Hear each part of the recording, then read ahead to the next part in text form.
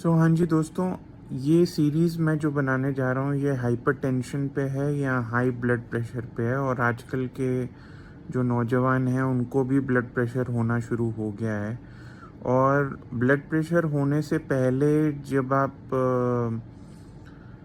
You know एक pre hypertension वाली stage आती है, जब आपको ऐसा लगने लग जाता है कि मेरे साथ कुछ इशू है, बट ना आप डॉक्टर के पास जाते हो, ना आप ब्लड प्रेशर मेजर करते हो, और कई बार तो वो डायग्नोज हुए बिना ही आपका ब्लड प्रेशर चलता रहता है। और ये जो प्री हाइपरटेंशन वाली जो स्टेज है, ये 120/80 और 140/90 के बीच में जब आपका ब्लड प्रेशर घूमता रहता है, तो वो प्री हाइपरटेंशन होती है। तो इस टाइम पे आपको नोटिस करना चाहिए। आपको वैसे तो जैसे कई लोगों का सांस फूलता है, कई लोगों को चलने में दिक्कत आती है, कई लोग जल्दी थक जाते हैं, थकान होती है, या कई लोगों को ऑलरेडी एक स्ट्रेस होता है पर वो डॉक्टर के पास जाने से कतराते हैं। कई लोगों के घरेलू इश्यूज होते हैं जो स्ट्रेस में बदल जाते हैं और फिर वो किसी के साथ शेयर नहीं कर पाते, अंदर ही रखते रहते हैं। तो जब ऐसी स्थिति हो तो पहले तो आप चेक कीजिए। सबसे आसान तो ये है कि आपके यहाँ तो जो सिम्टम्स होंगे, आपको थकान होगी, आप में शरीर में एनर्जी कम होगी। अगर कई बार एडिमा होता है जो पैरों में जो फ्लूइड भर जाता है, या एंकल्स में स्वेलिंग आ जाती है। ये सब चीज़ें अगर आप नोटिस कर रहे हो तो ये प्री हाइपरटेंशन भी हो सकती है या फिर हाइपरटेंशन भी हो सकती है। तो पहले तो आप देखिए कि आपको किस बात का स्ट्रेस है। और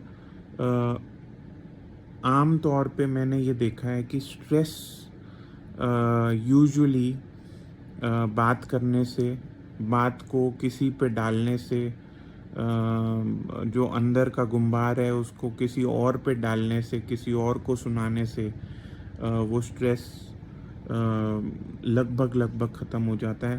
तो आपको उसमें कोई थेरेपी, कोई काउंसलिंग, कोई कोच की ज़रूरत नहीं है। आपको खाली जाके किसी को बताना है कि भाई मुझे इस बात की दिक्कत चल रही है। जो चल रही है वो बात करने से ही सॉल्व हो जाती है। किसी को सॉल्व करने की भी, किसी को सलाह देने की भी ज़रूरत नहीं होती कि भाई ऐसा चल रहा है। दूसरा, आप अपने यूजुअली जो हाइपरटेंशन है वो इन्फ्लेमेशन रिलेटेड होती है। और इन्फ्लेमेशन अपने बॉडी में देखिए, जो अगर या तो किसी तरह की दर्द है, किसी तरह की एसिडिटी है, कोई गैस है, तो उसको देखिए कि मैं कोई रुक्ष ड्राई चीज़ें तो नहीं खा रहा हूँ। अगर मैं ड्राई चीज़ें खा रहा हूँ तो वो इन्फ्लेमेशन पैदा करेंगी। तो मेरे को उसमें या तो तेल की मात्रा बढ़ानी है, या फ्लूइड बढ़ाना है, या पानी बढ़ाना है, और उसको अच्छी तरह कुक करके खाना है ताकि वो ना तो ड्राई हो, ना बहुत स्पाइसी हो, ना बहुत नमकीन हो, नमक की मात्रा ज़्यादा ना हो। और मैं तो कहता हूँ टेबल सॉल्ट को हटाकर नेचुरल रॉक सॉल्ट ले लीजिए, जिसको खुद ही वो आजकल तो ग्राइंडर आता है, तो ग्राइंडर से ग्राइंड कीजिए और उसी समय डालिए। नमक को कुक मत कीजिए। नमक को कुक करने से आपके बॉडी के चैनल जो होते हैं,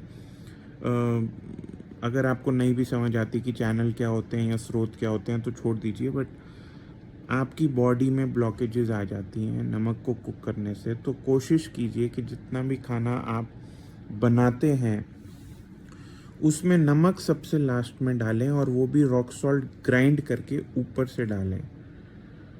ये जो हम कुक करते हैं, मसालों को भी हम कुक करते हैं, तो एक तो उसमें जो तिलहन की मात्रा है, जो जो ग्रीजीनेस है वो कम रहती है, और वो कहीं ना कहीं शरीर में जाकर आपको इशू करती है। और वैसे भी अगर आप मसाले और तेल का कॉम्बिनेशन डाल रहे हैं तो शरीर में कहीं ना कहीं इन्फ्लेमेशन होने वाली है, एसिडिटी होने वाली है, और फिर वो एसिडिटी पित्त को इंक्रीज़ करती है, और पित्त फिर हाइपरटेंशन कॉज करता है।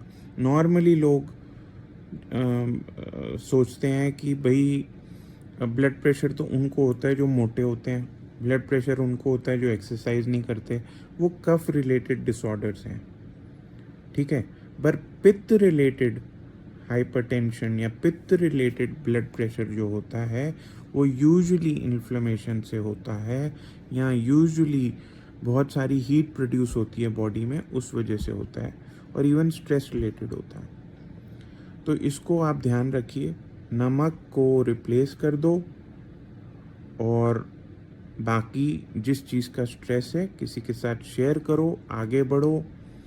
और भाई जो चीज़ आपने शेयर कर दी ना, उसका 90% इलाज ऑटोमेटिकली शेयर करने से ही हो गया।